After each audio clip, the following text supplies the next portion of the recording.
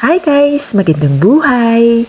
So, itutuloy natin ngayon yung aming tour sa loob ng Science Museum or sa May Muse. At ngayon naman ay iikutin natin yung kanila tropical greenhouse na makikita din sa loob ng Muse building na pinasok natin. So, lalabas lang kayo nandun itong kanilang tropical garden. At malamig nga dito siguro dahil sa kanilang man-made falls. Ayan. At sa baba nga ng falls na yan ay parang may mini ilog. At nandun nga ang napakaraming isda. Hindi ko lang ma-sure kung anong tipo ng isda itong mga to. Napakarami nga at ang laki ng mga isdang yan. Ang ganda diba guys, parang totoo pero man-made lang itong falls nila na to at yung syempre yung parang ilog. Ayan, ang ganda, ang galing ng pagkagawa nila. So hindi lang guys mga halaman ang makikita dito, meron din silang mga puno as in puno.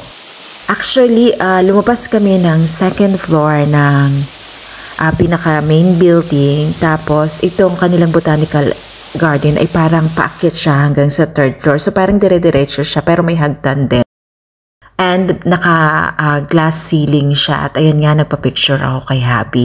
Kaya naman may enough sunlight kasi parang open siya na may glass ceiling and wall siya. Ikot. Napakagaling na pagkakagawa nito pero indoor garden siya at ayan nga yung iba't ibang mga halaman nila. Ang gaganda from tropical countries and may mga puno kung mapapansin ninyo. Pero eto paakyat na to papunta sa may third floor.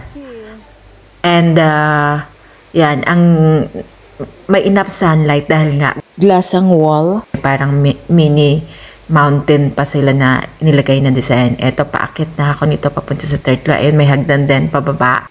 So para talagang totoo siya pero nasa loob din kayo ng building. Ang galing na pagkakadesign nila dito guys. And para siyang outdoor pero indoor garden siya kasi nga salamin lahat pati ang bubong. Ayan. At tuwang-tuwa ako dyan. Meron ding napakaraming butterflies.